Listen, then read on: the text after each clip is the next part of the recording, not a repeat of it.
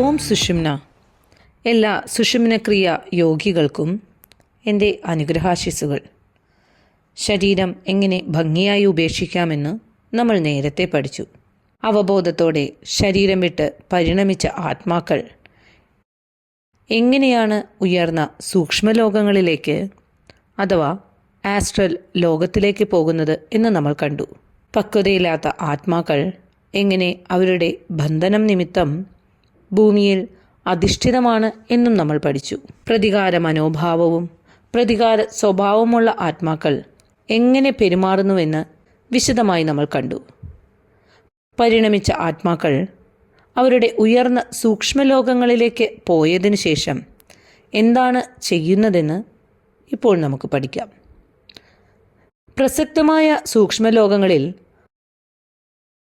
അവർക്ക് അവരുടെ മുൻകാല ജീവിതത്തിൽ നിന്ന് അവരുടെ സഹോദരങ്ങളെയോ കുടുംബാംഗങ്ങളെയോ മാതാപിതാക്കളെയോ കണ്ടുമുട്ടിയേക്കാം.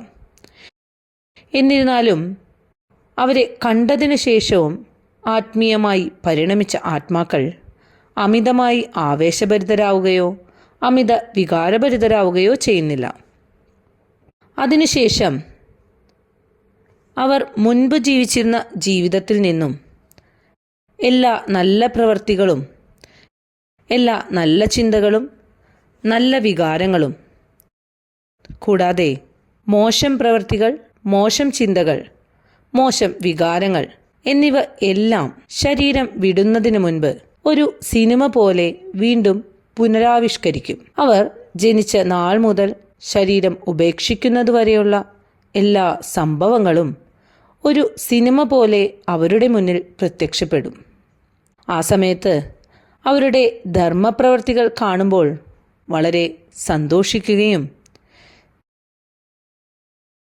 ചില സന്ദർഭങ്ങളിൽ അവരുടെ പ്രിയപ്പെട്ടവർക്ക് വേണ്ടി അവർ അധർമ്മത്തിന് കീഴിൽ വരുന്ന കാര്യങ്ങൾ ചെയ്യുകയും അത് അവർ ചെയ്യാൻ പാടില്ലാത്ത അന്യായമായി പ്രവൃത്തിയാകുകയും അതിൻ്റെ പേരിൽ അത്യധികം ദുഃഖം തോന്നുകയും ചെയ്യും. കൂടാതെ കൂടുതൽ നല്ല കാര്യങ്ങൾ ചെയ്യാമായിരുന്നു എന്നും അവർക്ക് തോന്നും.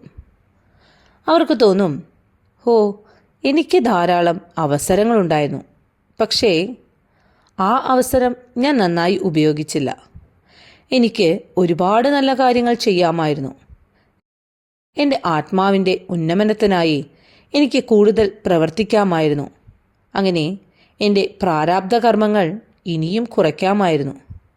ഭൂമിയിലെ എൻ്റെ 70-80 വർഷത്തിനിടയിൽ എനിക്ക് വളരെയധികം നല്ല കാര്യങ്ങൾ നേടാൻ കഴിയുമായിരുന്നു. അങ്ങനെ അവർക്ക് നിരാശ തോന്നുകയും എന്തുകൊണ്ട് അതെല്ലാം നേടിയില്ല, എന്തുകൊണ്ടാണ് ഞാൻ ധാരാളം സമയവും മറ്റു കാര്യങ്ങൾക്ക് വേണ്ടി പാഴാക്കിയത് എന്നും ചിന്തിക്കും. അങ്ങനെ ആത്മാവ് കഠിനമായ വേദന അനുഭവിക്കുന്നു. ആത്മാവ് ശരീരം വിട്ട ശേഷവും അതിൻ്റെ കർമ്മഫലങ്ങളിൽ വസിക്കുന്നു. ഒരു ബാലൻസ് ഷീറ്റിലെ കർമ്മരേഖ.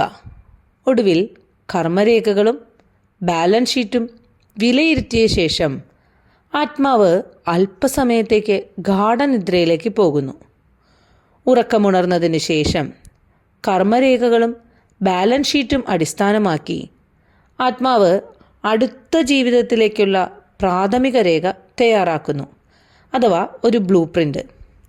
പ്രാരാബ്ധകർമ്മത്തെ അടിസ്ഥാനമാക്കിയുള്ള പ്രാഥമിക രേഖ തയ്യാറാക്കിയ ശേഷം ആത്മാവ് അപ്പോൾ ചിന്തിക്കുകയും തീരുമാനിക്കുകയും ചെയ്യും.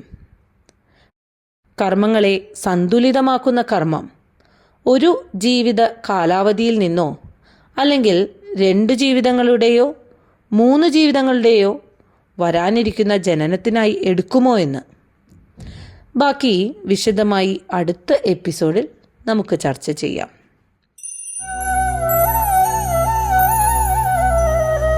Oh